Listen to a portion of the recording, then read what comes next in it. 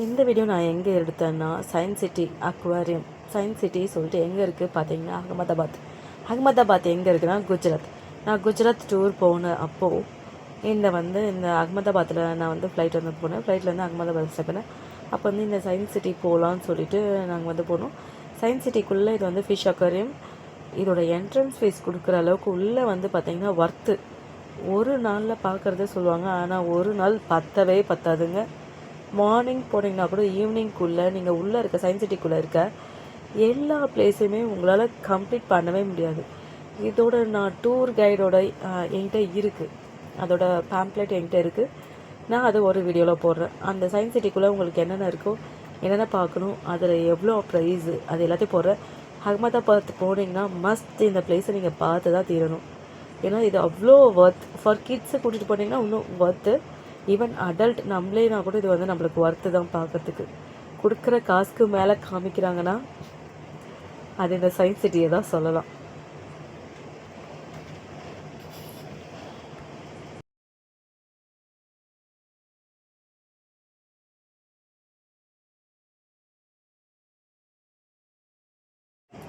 நீங்கள் பார்த்து என்ஜாய் பண்ணுங்கள். நான் பேசி டிஸ்டர்ப் பண்ண விரும்பலை. உங்களுக்கு ஏதாவது டவுட்ஸ் இருந்துச்சுன்னா கமெண்ட் செஷனில் போடுங்க, எனக்கு இன்பாக்ஸ் பண்ணுங்கள். உங்களுக்கு எப்படி போகணுன்னுலாம் கேட்டிங்கன்னா நான் எப்போவுமே டூர்ஸ் பிளானில் போக மாட்டேன்.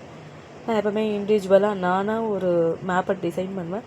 எங்கெங்கே எப்படி போகணுன்னுலாம் பார்த்து நான் அதுக்கேற்றபடி தான் போவேன். ஸோ உங்களுக்கு ஏதாவது ஹெல்ப்பு, இல்லை இந்த லொக்கேஷன் எப்படி போகணும், சென்னையிலேருந்து தமிழ்நாட்டிலேருந்து எப்படி ட்ராவல் பண்ணணும், எவ்வளோ காஸ்ட் ஆகும், இதெல்லாம் உங்களுக்கு வேணும்னா எனக்கு கமெண்ட்ஸில் போடுங்க. நான் எல்லாத்தையுமே உங்களுக்கு சொல்கிறேன், ஒரு வீடியோவே பண்ணி சொல்கிறேன். எங்கெங்கே போகலாம், எதெல்லாம் இம்பார்ட்டண்ட் பிளேஸ், எதெல்லாம் பியூட்டிஃபுல்லாக இருக்கும், அது எல்லாத்தையும் நான் சொல்கிறேன்.